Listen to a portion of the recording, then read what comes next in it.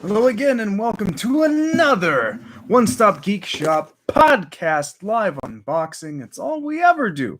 I am Billy at _Swan_man on Twitter for the One Stop Geek Shop podcast. You can follow us on Twitter, like us on Facebook and YouTube right here. Like, share, subscribe, and please endure us on Patreon at patreon.com/OSGS pod. Today, as the description goes, we have another Mattel Elite exclusive in the Elite 78 Superstar Billy Graham exclusive to Target. I was wrong about boring, old, classy Freddie Blassie. He's from 78, not 68. Time flies when it stands so still, especially in this pandemic. So I ordered both of them from Ringside at Ringside C, ringsidecollectibles.com for all your wrestling figure needs, just because it's a pandemic. Don't go out there and risk it. Like, I didn't want to hunt for these, and now they're like peg warmers because kids don't know. I barely know who this is, but it's a great figure, or it looks good, and it gets all the press on local pods like mine, like the One Stop Geek Shop pod. So let's put old Superstar Billy Graham, no, not that one, to the test. Let's get the old device on the back. From Paradise Valley, Arizona, weighing 275 pounds, 6'4". He's WWE champion, WWE Hall of Fame inductee. The write-up says whether a champion in the 70s or a manager in the 80s, right? Superstar was the man of the hour, the man with the power, too sweet to be sour, riffing off Dolomite. Thanks a lot, man. Rest in peace, Rudy Ray Moore. If you don't know Dolomite, there's a great Netflix film about that. Call Me Dolomite Is My Name. Eddie Murphy, etc. Playing Rudy Ray Moore. YouTube him, kids. Old-fashioned dirty rap songs. Dirty rap poetry. Before it was even in vogue. Like I said, this is mid-70s, early 70s was Rudy Ray Moore. Got your ASMR for the elites. I discovered, when filming Classy Freddie Blassie, that my deftness for opening elites had been too powerful, because it slides right off. It's like second nature for me because I have too many elites. Some I keep in box right there. But sweet boa. Obviously, Billy Graham being an influence for Hulk Hogan. When he turned heel, he dyed his goatee very similarly. The boas. Scott Steiner, another influencer with the facial hair and the big body guys. Big body guys. Billy Graham was one of the very first in modern-ish era to have that. Big body guy. And so we have two versions here. We got those sweet sunglasses right there. Similar to the Gorilla Monsoon, but in a red plastic, not the gold plastic. Oh, ASMR. Pop him out. So he comes packaged in two different ways. Is it a variant? I mean, yes, but does it matter? The value on this guy will probably go up a little later, but the value right now is insane anyway. But he's something of a peg warmer at some Targets, the Targets that actually have WWE Elites, because my Target has none, or none that I care about. But again, pandemic, we have to be understanding. That's why I ordered from Ringside. Cut out all the stuff. I'm not getting an endorsement deal. It's just how I collect, because, as we all know, AEW dropped at Walmart, and it didn't. But I got mine. I'm such an AEW fan that I had to have the entire wave off top.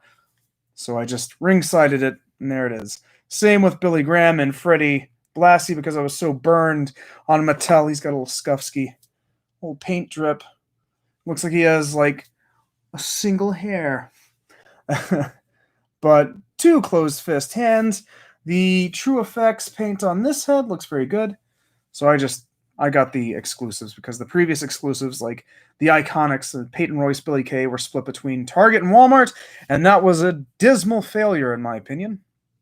I didn't get them. I just bought the Battle Pack because I'm old enough of a collector with Mattel WWE license that I remember when women were elite. When they first started out, basic women were elite. They had all the articulation that the elites had. ASMR for you. So he has two open fists for throwing a looser punch or grabbing the mic, to be a manager for your Bruno Sammartino, which was an exclusive that I also... that head. Toss that. Bruno Sammartino, which I got from, ringside because also an exclusive. And it seemed like an important figure because he had Don the Rock Morocco's tie-dye when I think it was WrestleMania 5, when he was managed by Billy Graham. So they'll look real good together like that. And this old man head goes for Billy Graham like damn near to present. He's still in very good shape, so it works. If you were to swap out, maybe do a custom head ski, these pants and everything, you could add another layer. He's very similar to Jesse the Body Ventura as well, so another influencer. But I was just feeling him out, and I was reminded of Jesse the Body Ventura, thermite paint, Abraxas himself, and conspiratorial nut, libertarian, former governor, might be on a ballot somewhere right now. I don't know. He's unpredictable. He ain't got time to bleed or run in your local election. So if you want, like mine has a flaw there with the one hair, but I mean the cloth shirt's really good. We'll take off the shirt for cheesecake. Yeah. So that body is fairly accurate. If you didn't know, that body's pretty accurate for both versions, both older and younger. So we'll just take the head off, see how easy that is. Cake. Pop on the new one, put a little oomph on it. Come on, superstar. Yeah, and so that's a good True Effects. Nothing's worse than getting a True Effects that's like misaligned, because then he gets eyeballs on his cheek or whatever, and it just looks poor. But yeah, True Effects makes it for me, and this one here is very good.